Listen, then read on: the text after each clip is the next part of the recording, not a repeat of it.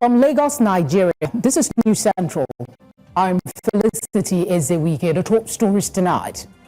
Governor Mbah of Enugu State dumps PDP for APC. In gale of defections, analysts fear may drift Nigeria into one-party state. INEC meets political parties, expresses readiness ahead of governorship election in Anambra State. Madagascar military seizes power following President Rajoelina's impeachment amid anti-government demonstrations. In business, European Union approves 320 billion naira credit line for Nigeria's agricultural financing. And in sports, Nigeria's 2026 FIFA World Cup hopes stay alive after trashing Benin Republic to move into second round of the qualifiers. Tonight begins now.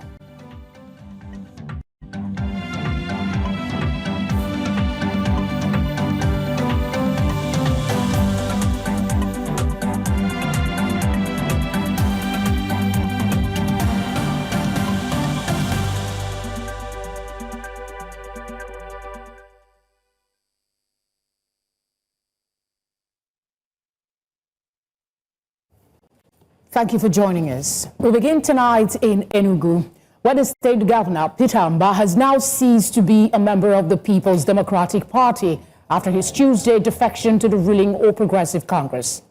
Governor Mbah made the announcement during a statewide broadcast, saying his decision was driven by the need to connect Enugu State more closely with the central government for greater development. He expressed appreciation to the PDP for its support over the years, but maintained that joining the APC would allow his administration deliver better governance and align with national priorities.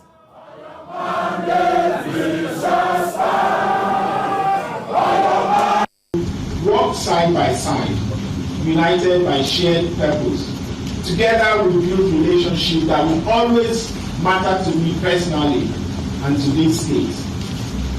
Yet, leadership sometimes demands difficult, even painful decisions in the service of higher principles and goals.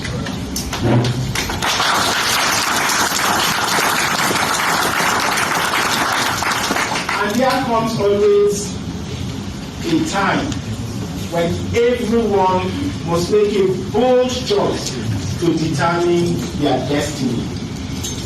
Today, after a long reflection, we have made the decision to leave the People's Democratic Party and join the All Progressive.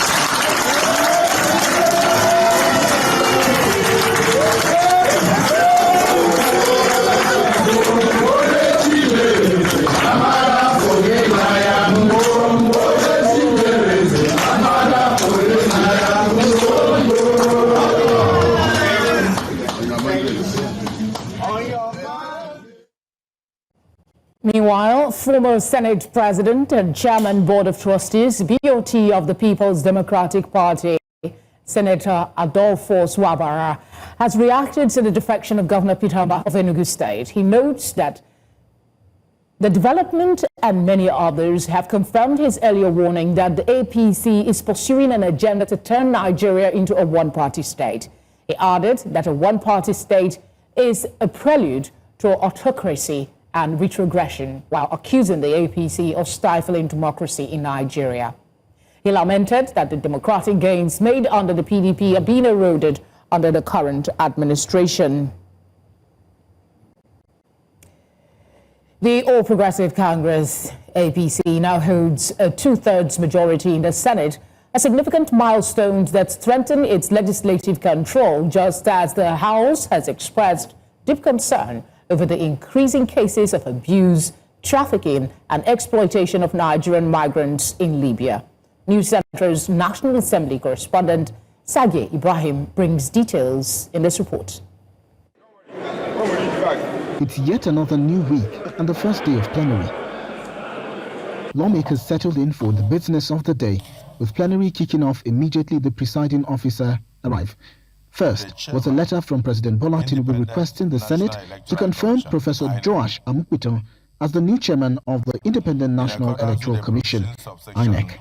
President Tinubu says the nomination follows the completion of Professor Mahmoud Yakubu's tenure in accordance with constitutional provisions. I am pleased to present for confirmation by the Senate the appointment of Professor Joash Amupitan, Senior Advocate of Nigeria, as chairman. The Senate President referred the letter to the Committee on Electoral Matters for further legislative action.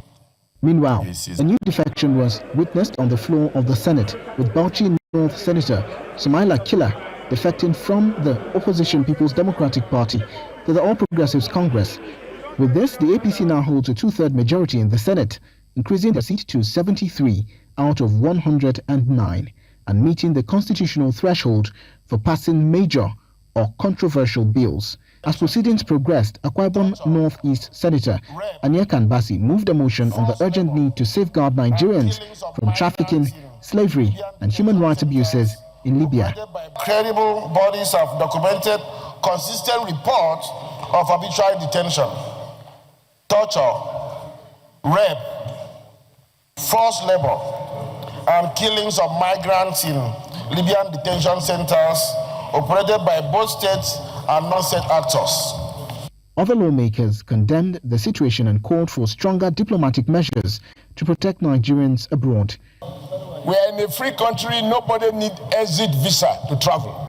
But people should be informed that after the collapse of Gaddafi, Libya is no longer what it used to be. There are protocols and laws that will govern the way you treat people you find in your land, even if the person entered there illegally. It's not by putting them in the chamber and kill them. Numerous Nigerian women who were sex trafficked to Libya and happened to escape were arrested and detained in the Libyan prisons. This committee on legislative compliance will follow up to be sure that all the prayers we have brought out today, including the additional prayers, are adhered to.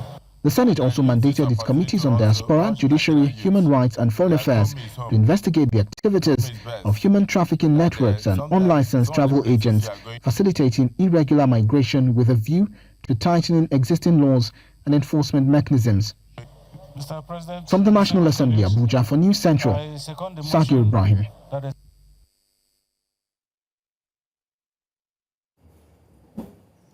Thank you very much, Sage. He joins us now live from Abuja to give further insight as to what transpired today. While in the studio with me is a political analyst, Kennedy Yere, who will share his view on the gale of defections and insinuations of a one-party state ahead of the 2027 election. Sage, let's start with you. You gave us a figure in your report, 73 out of 109. That leaves about 36.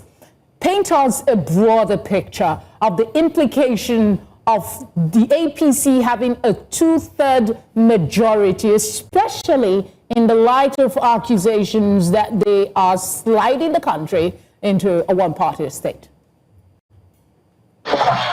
Good evening, Kelly. That's a pretty loaded question. I would start by saying this. As a National Assembly correspondent deployed to cover the Senate, the gallery where we sit to observe proceedings is above the chambers, overlooking the activities of the chamber. So it's very easy to see what the situation looks like from that vantage position. And I tell you, Felicity, the left aisle, which houses, lawmakers on the opposition parties, from the opposition parties, it looks really, really scanty. And of course, for the right-hand side, of course,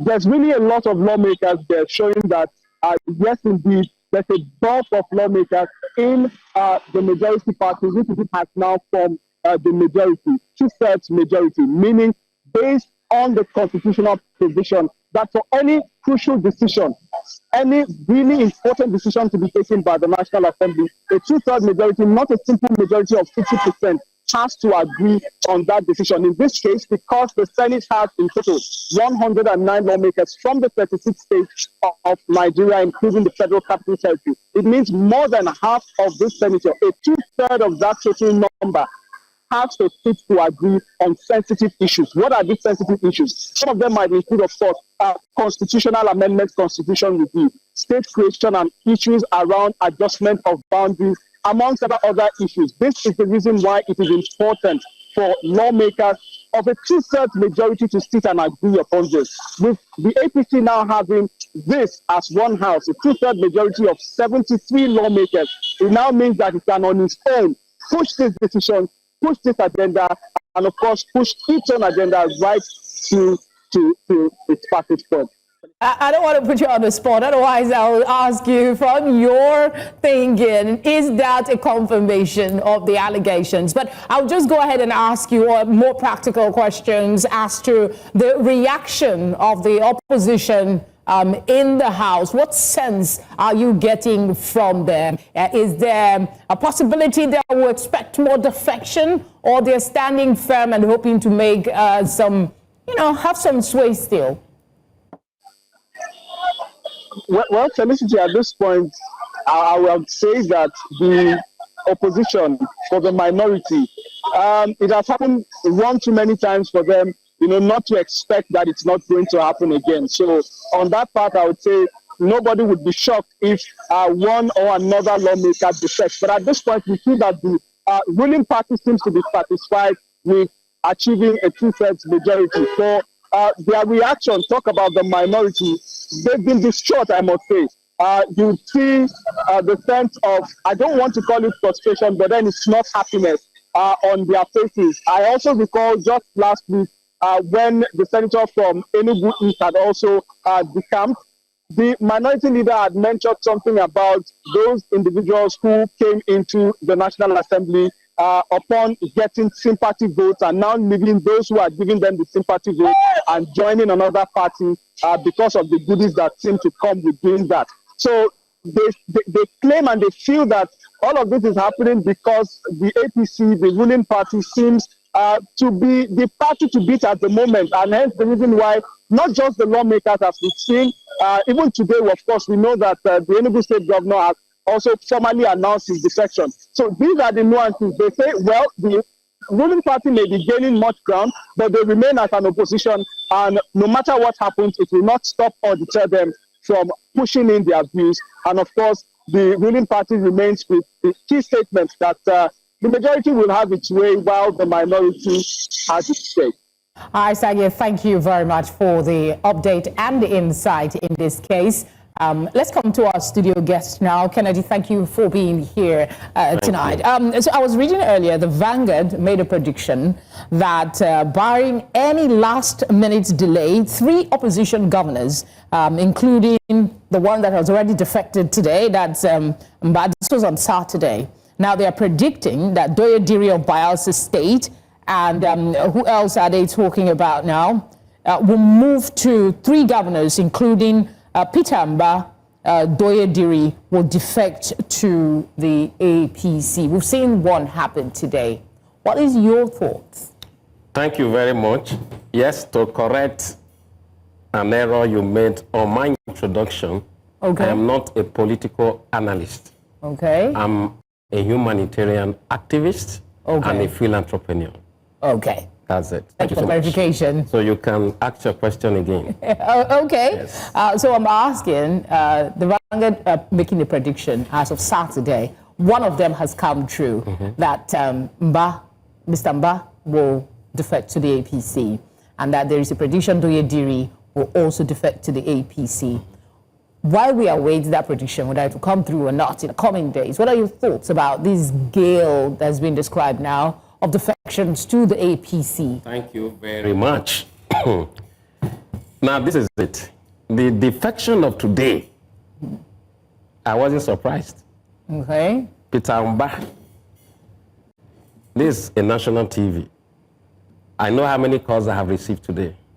I personally contributed 80% effort toward his enthronement. Peter, I'm going to To move to the APC? No. To be being elected. Elected. Yeah, he was brought to me. Okay. He was brought to me by Daddy Jinwambudu, okay. Senator Otazi, Right Honorable Tobechukwu, and all the National Assembly caucus of the PDP. They brought Peter Mbah to me 8 days to the election. And that is where I want the APC to listen. Mr. President should also give his ears to what I want to say. And all the elected members, those who are serving today as elected officials, should listen. You know, we started Obedient like a joke, the Obedient movement. I was the precursor of that movement. I proudly remember Comrade Kennedy Yuri. They thought it was a joke. They thought it was just going to be, we have our way around it. Okay, don't be distracted. Yes. Because we have a I'm coming. Yes, I will deliver my point. I hope you bring me some other time and give me enough time to shake the tables.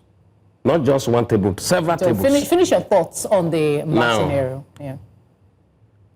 When the presidential election took place, Peter Obi and the Obedient movement swept up to 90% of the votes. Ndubisi became frustrated. He was looking around for help because what was to happen after 2 weeks would not be different from what happened before during the presidential election. So luckily enough for him, there was an allegation. Okay, now you're giving us a background, which we understand. I wish we had more time. Just let me finish. Okay. They brought that guy to me, and he was sitting like an orphan. Long story cut short, I collapsed the Obedient movement to support him. But before then, I asked him, why are you coming now? He said to me he thought it was a joke. I'm giving this illustration so that those of them decamping today should realize that a bigger force than the force they saw in 2022 is coming. Power belongs to the people. The power to elect, the power to remove from office and to elect into the office belongs to the people. We have 94 million votes. Youths constitute 60% of that vote. A lot of analysts will not share your optimism. I'm coming. Let me finish. Yes. I don't need them to share my optimism. They didn't believe in us before when we came. But you saw what we did when we came. Leave that now. Am I inferring that you're not countenancing this defection as a tangible thing to stop what is coming in 2027 in terms of who becomes governor? They cannot stop the storm. They cannot stop the wave. They cannot stop the sword. They cannot stop the tsunami. We are better off. We are wiser. Peter will be saved. Listen, those of them who think they could come and write results, you know why they are decamping? Let me tell you why they are decamping. They are decamping because they believe that the votes of the people do not count. They believe that the power at the center controls the military, controls the police, controls INEC, and they will come and tell us again there is a glitch. Well, it seems they are working. Can I say this? It seems they are working towards a particular goal. Yes. In the report, my colleague from the National Assembly just highlighted the fact that 73 members are of the APC. That's it. And in my last count, 3 governors have moved. Let me help you. My point is this. Yes, you are preparing for a force, but the reality on the ground now is the allegation, strong allegation. Wabara has even re-echoed it that what is happening? We're sliding to a one-party Of course, state. yes. We're already there. But this is what will happen. That's why you need to listen to me. We're already there. What I want to tell Mr. President is simple. The impression hovering around the atmosphere, saturating the atmosphere, is that he doesn't believe in credible election, that he does not believe in credible, that he believes in manipulating the electoral process to suit his purpose. I'm speaking as an activist, a humanitarian activist. And I am saying to the president, correct that impression now. Because what is coming is a tsunami. Let me tell you what is it. These people have ruined our country completely. How do you see a system where the very worst, they lead the best, and they have entrenched a corrupt electoral process that keeps returning them to power? That is how today you have all kinds of vices being peddled by the young people who should be the pillar of nation building.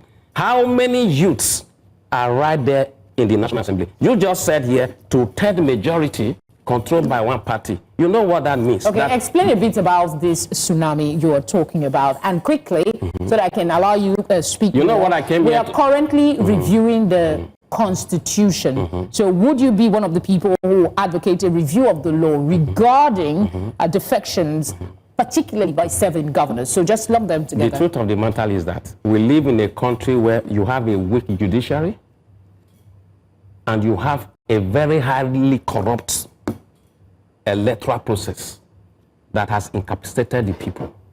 But you know what? There is a way you push a donkey. The donkey will turn into a lion. That is where they are pushing the use of Nigeria to. And we are getting there soon. What I'm saying here is simple. The people you are talking about when you refer to electoral amendment, how many of them in that Senate won their elections? How many of them in the House of Assembly won their elections? You live in this country, I live in this country. I know I will not be given enough time to actually pour out my heart, but I am here to sound a very stern notice of warning, to say, let them keep decamping, believing that the power at the center will write their results. But they are going to be shocked to the marrow of their bones even before the election, when they know there is no way out but that the youths will stand firm and we take over this country by the power of the ballot. I don't believe in protests. I don't believe in destruction. I don't believe in championing anti-government upheavers. I believe in one thing, that there is a revolution that is coming. A wave is coming. A tsunami is coming. And that is the ballot revolution. More women need to come in. More youth need to come in. Let them continue to decamp. The interview now. Thank you for bringing me. And I hope you bring me here again. God bless. Bring me here again. Let them keep decamping. Okay. We will Thank teach you them so a lesson. much for Thank you so with us. much. So hold on, the news is still on, sir. Yes. All right. No, I wanted to just go because I'm angry. I understand, but let's respect our viewers. Yes, I'm not giving enough time, but I hope to come here and be given 30 minutes. Let me speak truth to power. No problem. We'll walk around that. Thank you very much for coming. Just hold on a bit. All right, we're going to short break, and when we come back, coming up still tonight, we'll be talking about PDP's internal crisis deepens as national chairman and legal advisor clash over appointment of council. Stay with us.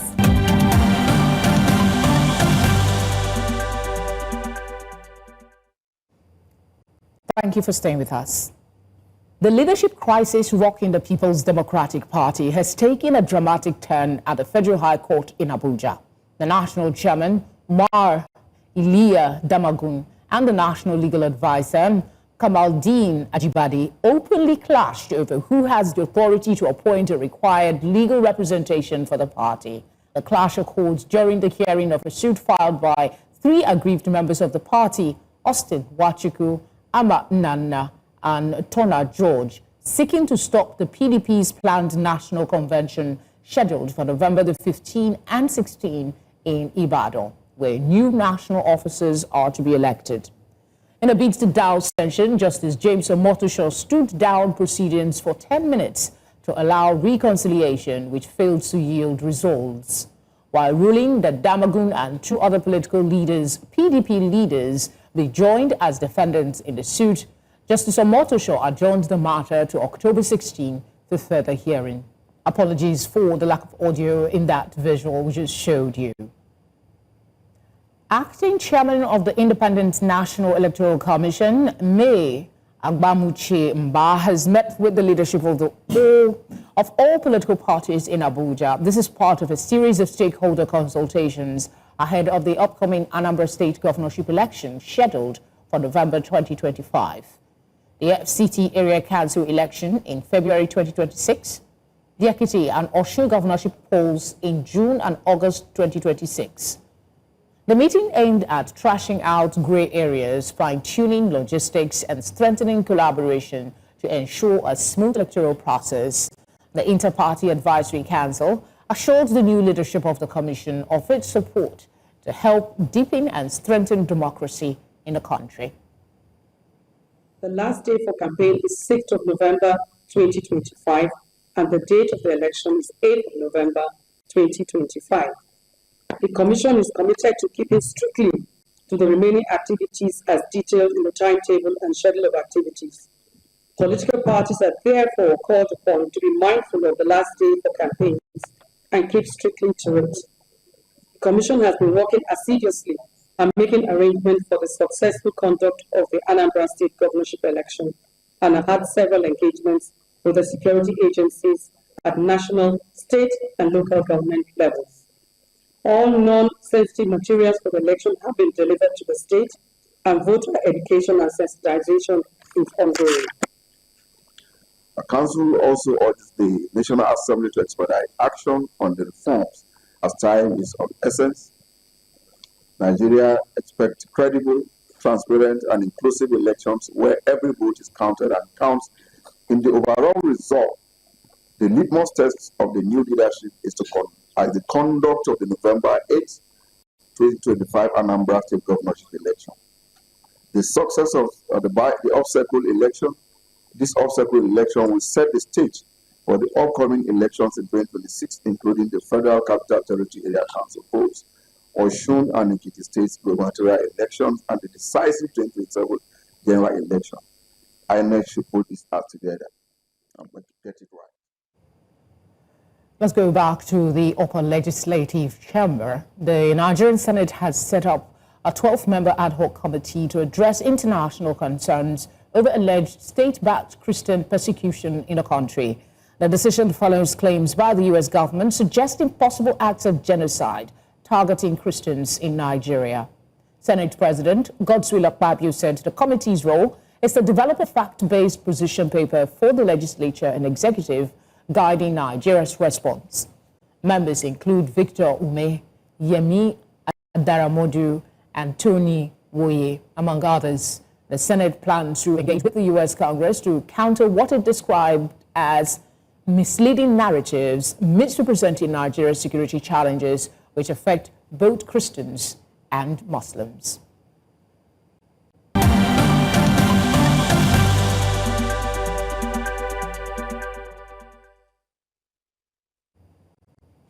Glad you're still with us. Away from Nigeria, Madagascar's elite military unit, CAPSAT, has declared to have seized power after the National Assembly impeached President Andry Rajoelina for dereliction of duty. Colonel Michael Randrianirina announced the takeover on Tuesday, days after Rajoelina went into hiding amid widespread protest and military defections. CAPSAT plans to form a committee from the army, gendarmerie, and police to govern temporarily, with civilian advisors to join later. The committee will carry out presidential duties while preparing to establish a civilian government soon. CAPSAT was instrumental in the 2009 coup that first brought Rajoelina to power. Meanwhile, Madagascar's President Andry Rajoelina has said he is in a safe place.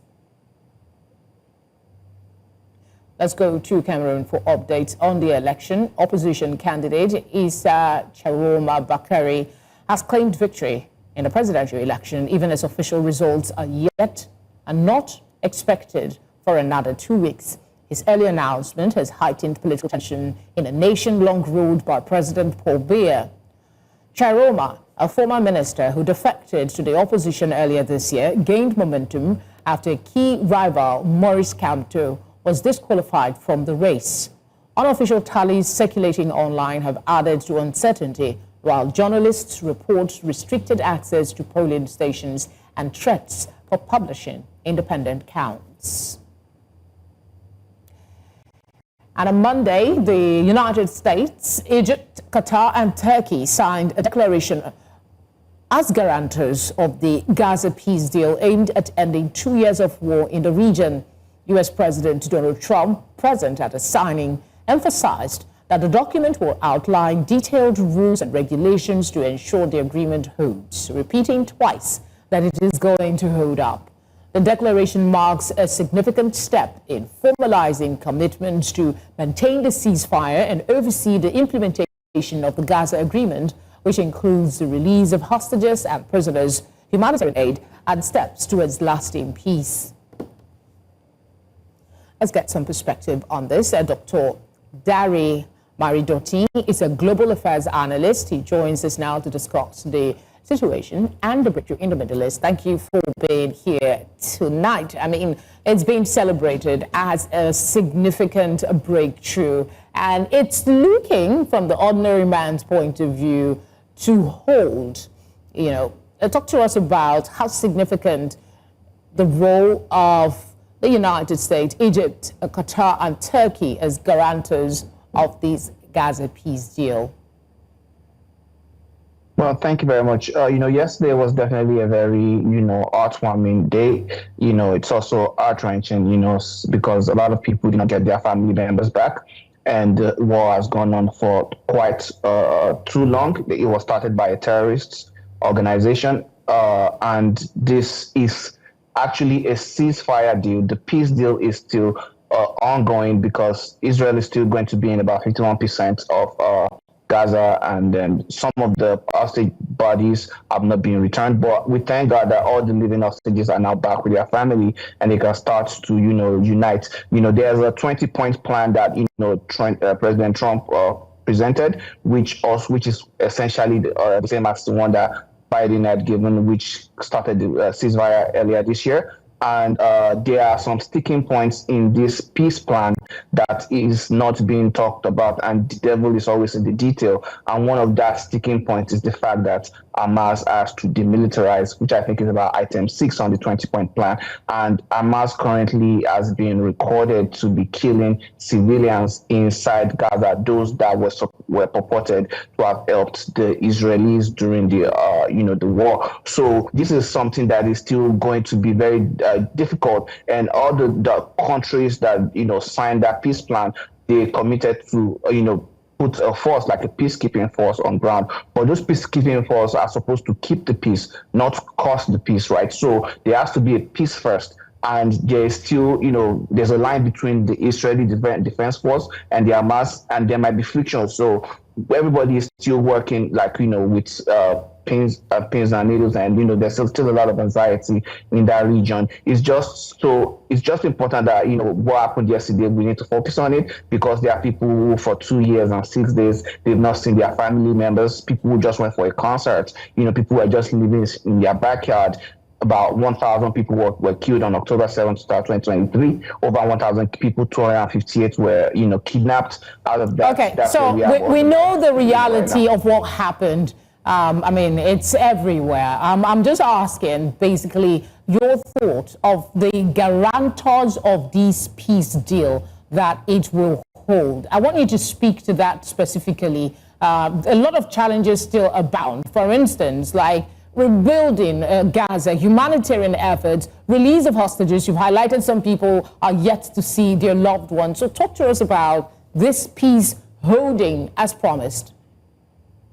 Yeah, the peace, that's why I've tried to mention that the devil is in the detail. The peace holding as promised is dependent on two people who were not actually even present at the signing yesterday, which was Israel and Hamas.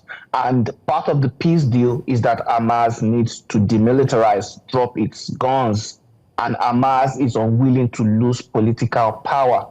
And so that is why definitely a lot of the guarantors, and it's very good what, the president of the United States did, bringing these Arab people, and the president also showing willingness to put pressure on Benjamin Netanyahu, who is the prime minister of Israel.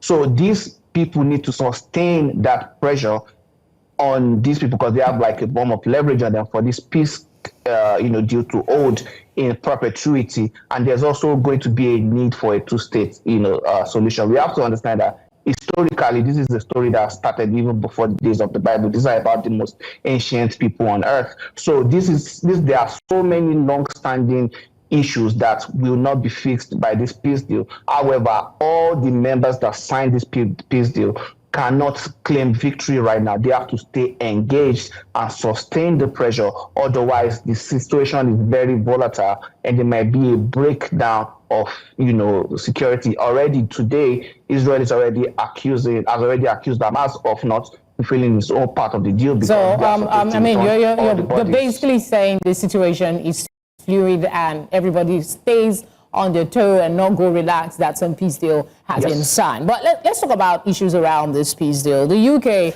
we know, hosts talk. As of yesterday, I was hosting talks about Gaza reconstruction. We also know that dozens of top officials from the Middle East and European nationals were with leading global financial institutions to talk about rebuilding the devastated Gaza. Talk to us about how that will work, really. And that is also, everything still goes back to, the peace holding, because nobody wants to throw their money into fire, right? So if you want to rebuild... Let's go on the basis that the peace is holding for now and talk about how do we start?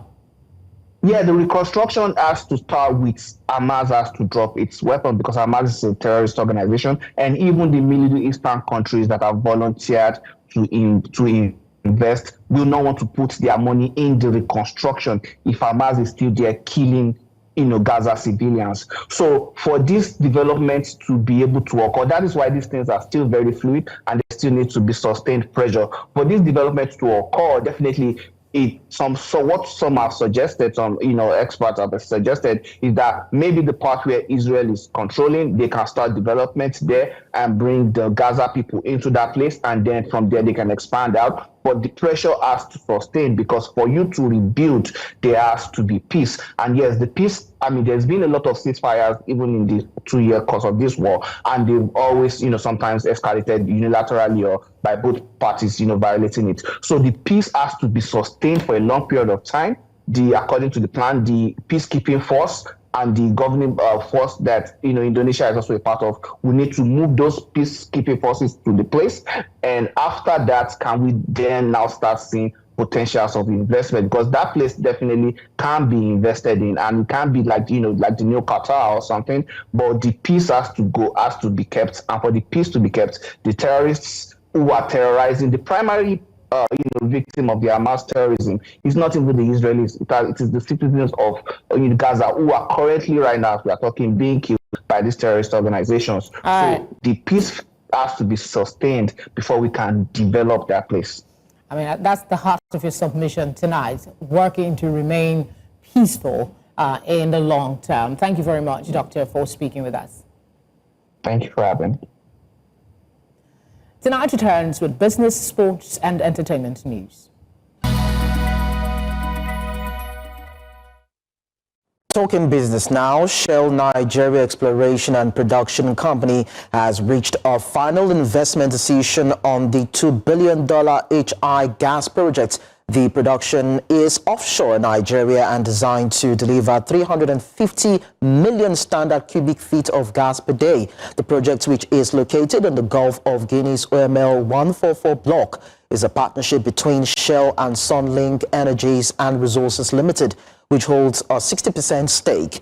Gas from the project will supply Nigeria's LNG's Train 7 facility, enhancing production at Bonny Island. Shell says the development underscores its long-term commitment to Nigeria's deepwater and integrated gas growth, aligning with the country's ambitions to expand its role in the global LNG markets.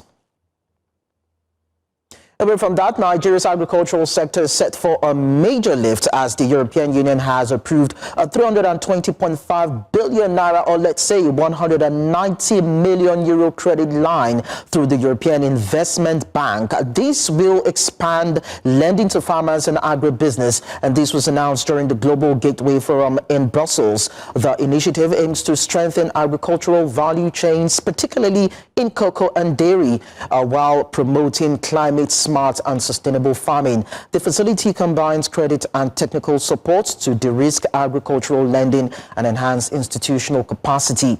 Nigerian officials reaffirmed commitments to reforms under the Renewed Hope Agenda and upcoming National Development Plan, aligning with the EU's 400 billion euro Global Gateway investment strategy. And straight to the stock markets, the NGX closed flat after its recent upward streak that we noticed for a couple of days, with the all-share index settling at 147,710.96 points, with market capitalization at 93.76 trillion naira. And of course, you can see the bland differentials right there, with the pause in the market seem to be signaling some sort of bullish momentum. Now, looking at sectoral performance, we see that the banking index dipped by 0.37% as sell pressure resurfaced in GTCO and UBA, reflecting some sort of mild profit taking after recent advances. Now, the insurance sector extended its positive run by 1.01% on renewed demand for underpriced counters like Mutual Benefits and Cornerstone Insurance. Well, we'll see that oil and gas dipped 0.09%, pressured by mild declines in Total Energies, while the consumer goods sector appreciated 0.1% on slight gains in Nigerian breweries and flour mills. Finally, industrial goods edged up 0.3%, supported by sustained interest in Dangote Cement and Lafarge, which provided a cushion against a broader market weakness as we saw. Of course, that's business. I am Lekon Onobanjo. We'll bring you sports news in a bit.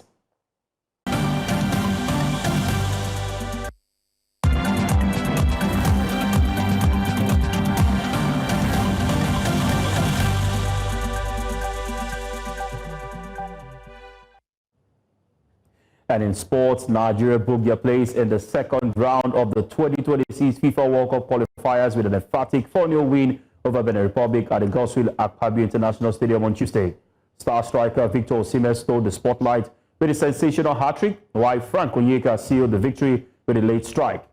The results saw the Super Eagles finish second in Group C, behind South Africa, edging Benin on goal difference to remain in contention for a cup ticket as one of the best fourth-place teams among the group runners-up. Nigeria now joins Cameroon, Gabon, and either Burkina Faso or DR Congo in the playoff round as they continue their quest for a spot at the 2026 finals. The playoffs will hold in Morocco from November 13th to 16th, 2025. The musicians are making the noise, and the players are celebrating. Currently playing in Switzerland for Yverdon Sport. Chikwueze, he's a great delivery! Oh, that is perfectly placed for Victor Osimhen. Goal number 5 for the Nigeria. Meanwhile, South Africa sealed their return to the FIFA World Cup in style with a dominant 3-0 win over Rwanda in their final Group C qualifier at the Mbombela Stadium on Tuesday. Goals from Tabeta, Apolis, and Magopa powered the Southern Africans to the top of the group. The result confirmed Bafana's place at the 2026 World Cup in Canada, Mexico, and United States, their first appearance since hosting the tournament in 2010. South Africa will now shift focus to international friendlies as part of their build-up to the 2025 African Cup of Nations in Morocco. The Kaiser Chiefs goalkeeper, Nigeria winning, South Africa winning.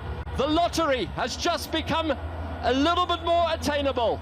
Gayton McKenzie is dancing. Still talking football, Super Falcons star Issa Tchiroma has been appointed as an ambassador for the Confederation of African Football, marking a major step towards advancing women's football on the continent. Now, the 6-time African Women's Player of the Year will lead initiatives focused on youth development, gender equality, and grassroots access for young girls. Tchiroma, who has enjoyed a successful club career with 8 clubs in 6 different countries, as well as the Nigerian women's national team, is expected to play a key role in driving CAF's strategic vision for women's football. Her appointment underscores CAF's commitment to empowering female athletes and inspiring the next generation of African football talent. The inaugural edition of the privately organized African School Games is set to kick off on Friday, October 17th at the British International School in Lagos, Nigeria. The landmark event aims to spotlight the talent and potential of young athletes across the continent. The Games will feature competitions in swimming, athletics, and football across 3 age categories: under 11, under 13, and under 15. Now, the initiative is designed not only to foster competitive spirit, but also to connect young athletes with agents and scholarship opportunities in schools abroad. According to the organizers, the goal is to collaborate with schools, sports federations, government and the private sector to build capacity by developing coaches, officials, facilities, and sustainable structures. And that's a wrap on Sports Update tonight. I'm Favor Itua. Entertainment is up next with Sam Dandy.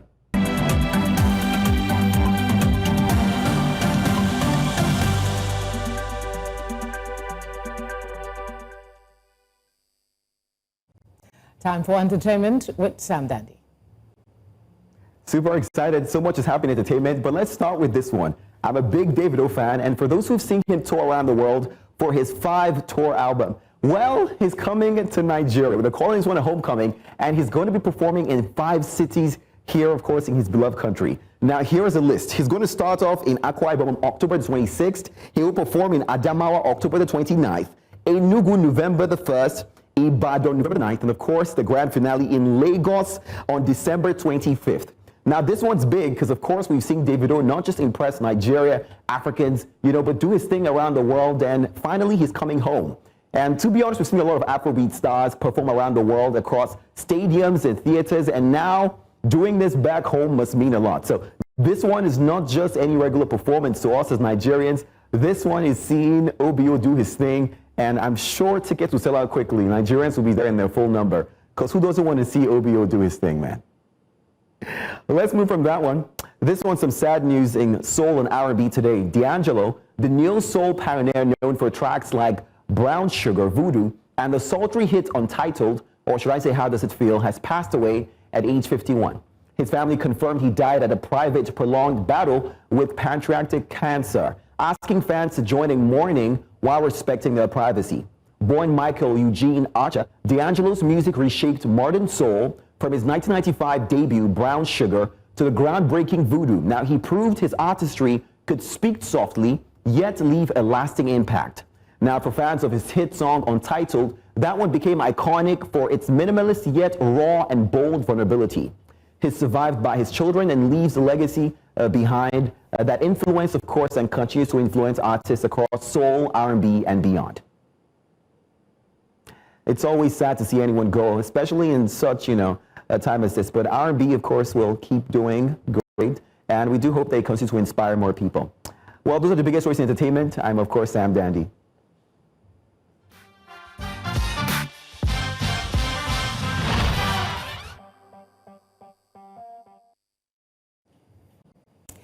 That's all the news we have for you tonight. But before we go, here's a quick reminder of our top stories. Governor Mbah of Enugu State has dumped the PDP for the APC in gale of defections. Analysts fear may drift Nigeria into a one-party state. INEC meets political parties, expresses readiness ahead of governorship election in Anambra State. Madagascar military seizes power following President Rajoelina's impeachment and anti-government demonstrations.